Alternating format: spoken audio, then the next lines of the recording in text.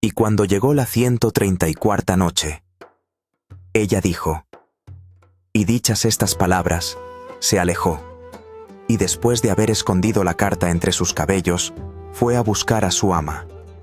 Entró en su aposento, le besó la mano, y se sentó sin decir palabra.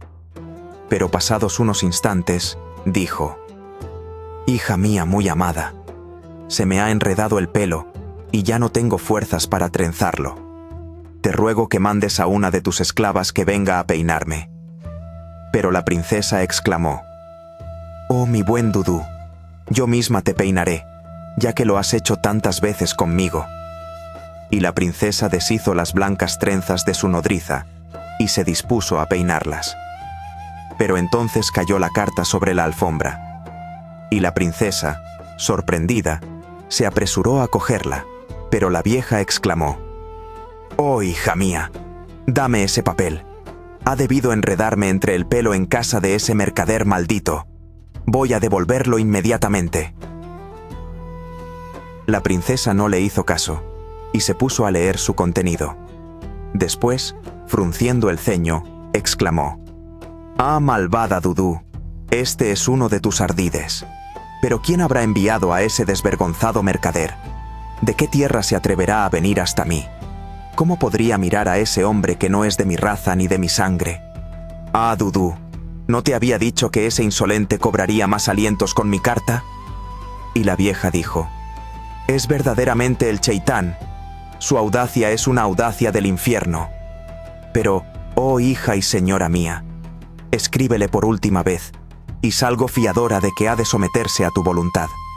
Y si no, que sea sacrificado, y yo con él». Entonces la princesa Donia cogió la pluma, y rítmicamente escribió estas palabras.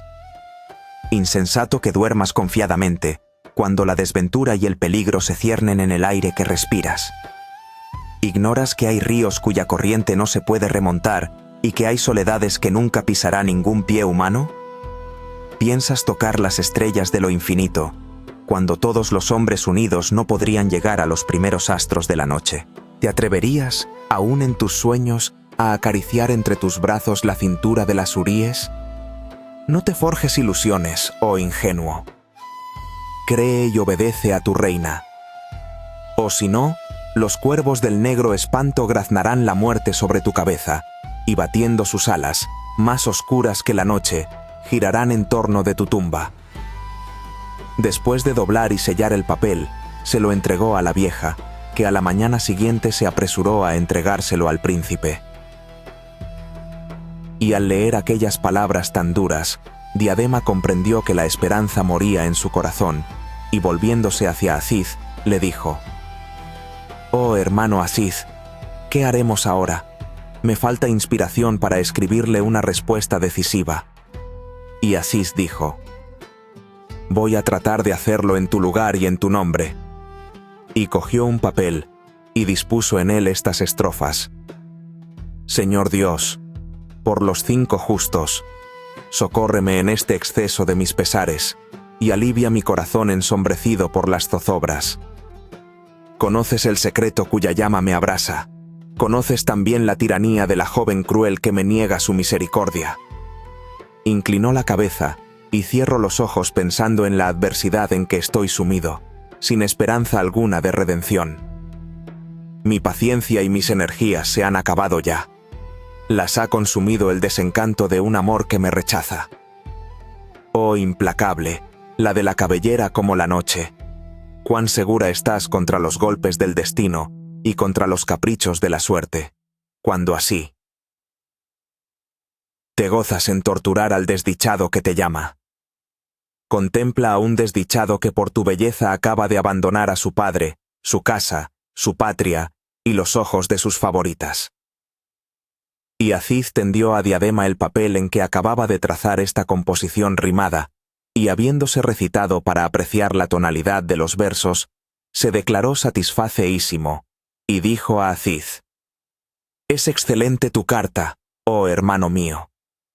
Y la entregó a la anciana, que corrió a llevarla a la princesa. Apenas la hubo leído la princesa, sintió estallar su ira, y exclamó, Maldita Dudú de todas las calamidades. Tú eres la única causante de estas humillaciones. Sal pronto de aquí, si no quieres que te destrocen a latigazos mis esclavas. Márchate, o te rompo los huesos con mis talones. Y la vieja salió corriendo, al ver que Donia se disponía efectivamente a llamar a las esclavas. Y se apresuró a ir en busca de los dos amigos, para contarles lo que había pasado. Diadema se afectó entonces mucho, y dijo a la vieja, acariciándole la barbilla: «Oh buena madre, ahora aumentan mis amarguras al ver lo que te ocurre por mi causa». Pero ella respondió: «Tranquilízate, oh hijo mío. No desconfío, ni mucho menos, de la victoria. Porque nunca se dirá que una vez en mi vida no he podido unir a los enamorados.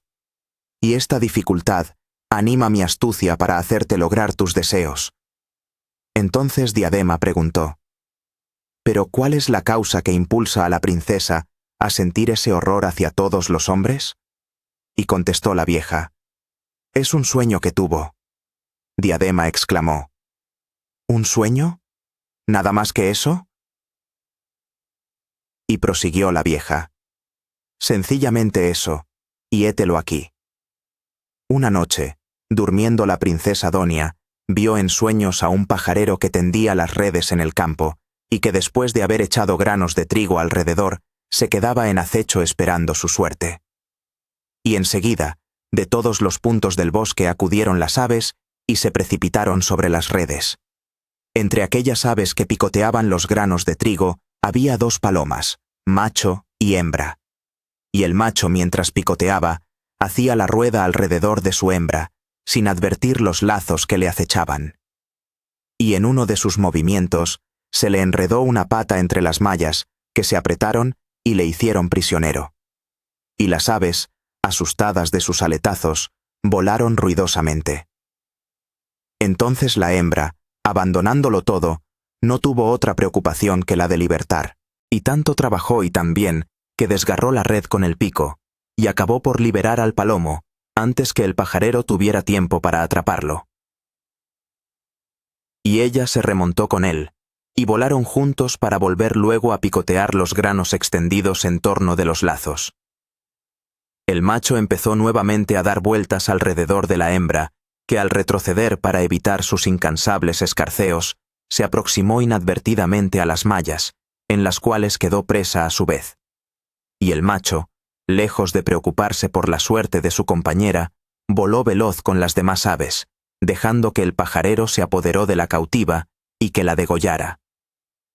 Este sueño sobrecogió de tal modo a la princesa que se despertó llorando a mares, y me llamó para referirme, toda temblorosa, su amarga visión.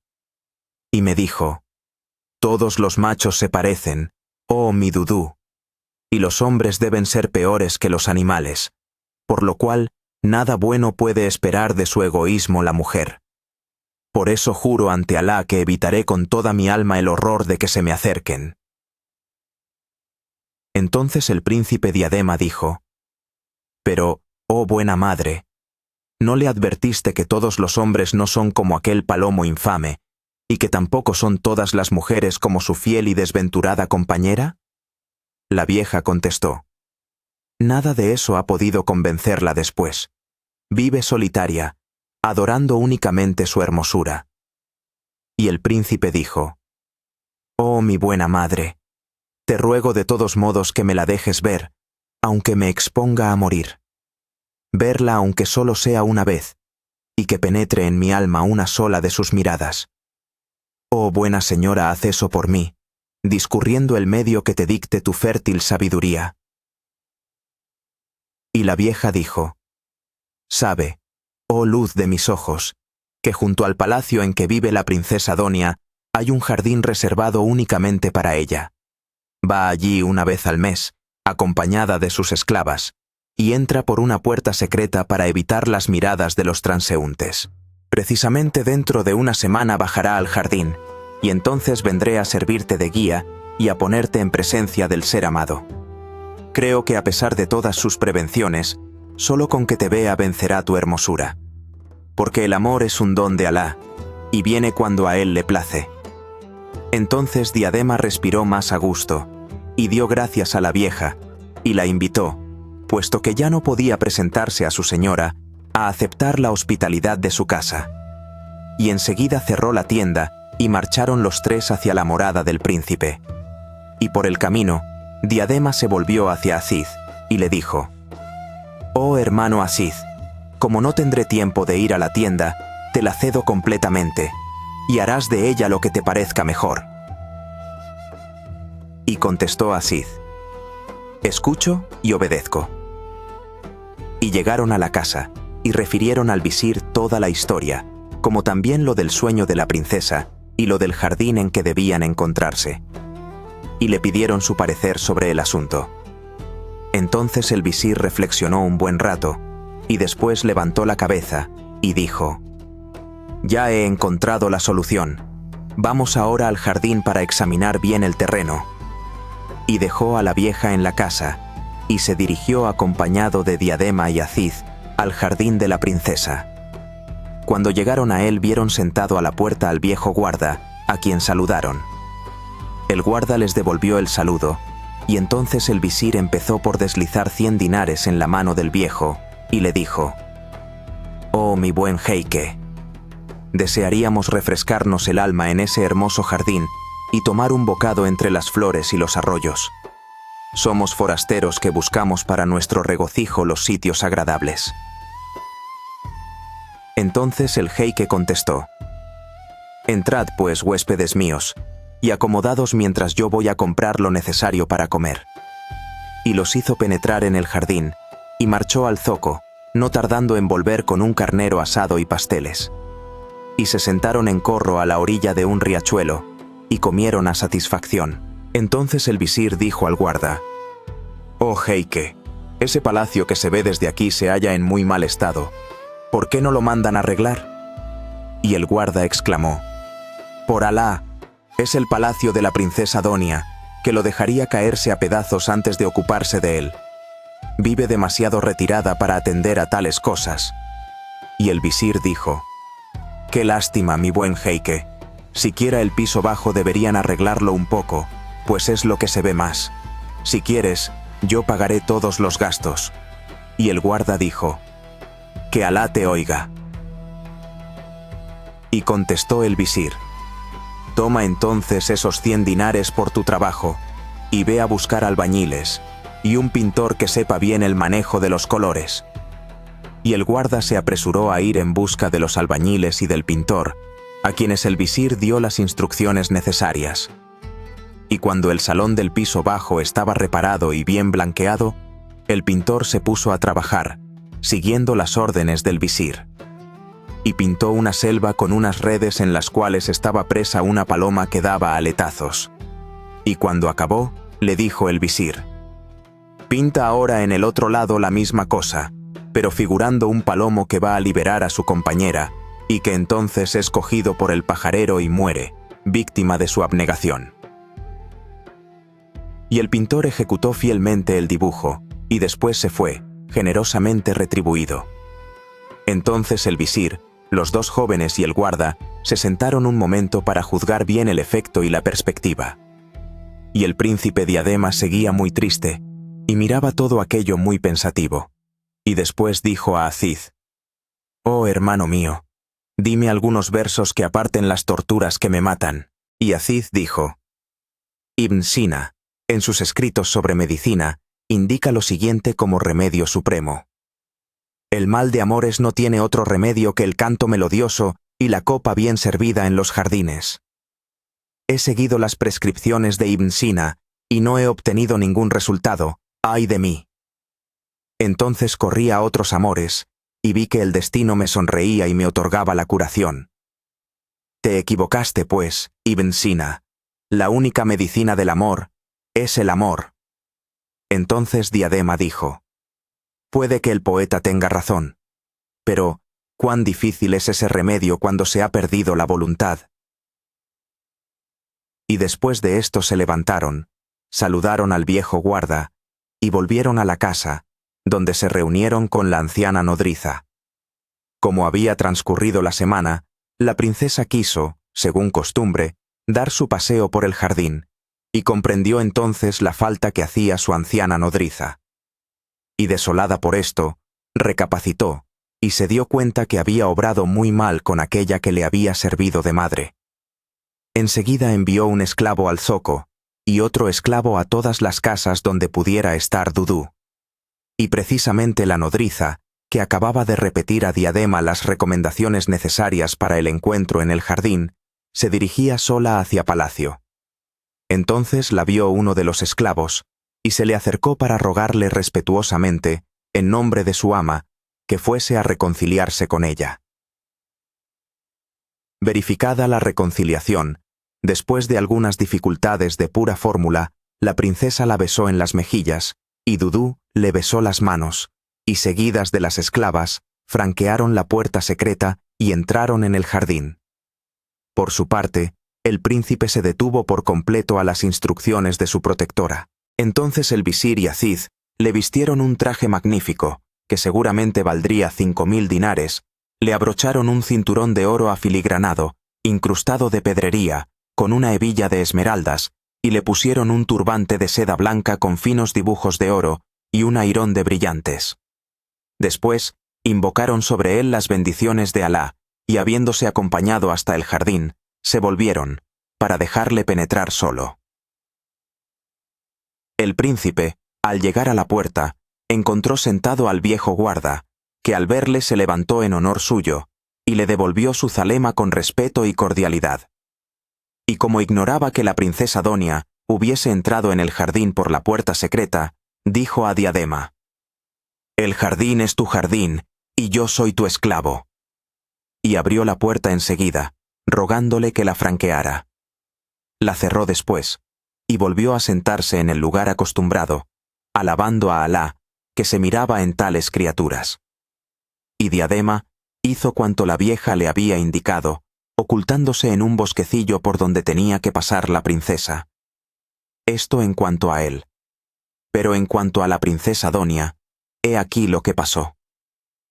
La vieja, mientras se paseaban, le dijo: «Oh señora mía, tengo que decirte algo que contribuirá a hacerte más deliciosa la contemplación de estos hermosos árboles, estas frutas y estas flores». Y Donia dijo: «Estoy dispuesta a escucharte, mi buen Dudú». Y la anciana dijo: «Deberías mandar que se retiraran todas estas esclavas, para que te dejen gozar libremente de esta encantadora frescura. Son realmente una molestia para ti». Donia dijo: «Tienes razón, nodriza». Y despidió con una seña a sus esclavas. Y así, sola con su nodriza, avanzó la princesa Donia hacia el bosquecillo en que estaba oculto el príncipe Diadema. Y el príncipe, al verla, quedó tan sobrecogido de su hermosura, que se desmayó en el acto. Y Donia prosiguió su camino, y llegó a la sala en que había mandado pintar el visir la escena del pajarero. A petición de Dudú penetró en ella por primera vez en su vida, pues antes jamás había tenido la curiosidad de visitar aquel local, reservado a la servidumbre de palacio. Al ver aquella pintura, la princesa Donia llegó al límite de la perplejidad, y dijo: «Mira, mi buen Dudú, es mi sueño de tiempo atrás, pero todo al revés. ¡Qué conmovida está mi alma!». Y apretándose el corazón, se sentó en la alfombra, y dijo: «Oh Dudú, ¿me habré engañado? ¿El maldito Eblis se habrá reído de mi credulidad en los sueños?». Y la nodriza dijo: «Pobre hija mía, mi experiencia ya te había avisado de tu error. Pero vámonos a pasear, ahora que desciende el sol y la frescura es más suave». Y salieron al jardín. Y ya Diadema, vuelto en sí, se había puesto a pasear lentamente, según le había encargado Dudú, como si solo atendiese a la belleza del paisaje. Y al desembocar en una alameda, la princesa le vio, y entonces dijo: «Oh nodriza, mira qué hermoso es ese joven, qué alto y qué gallardo. ¿Le conoces por casualidad?».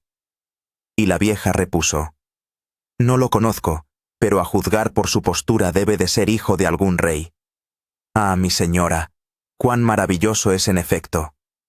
Y Set Donia repuso: «Es extremadamente hermoso».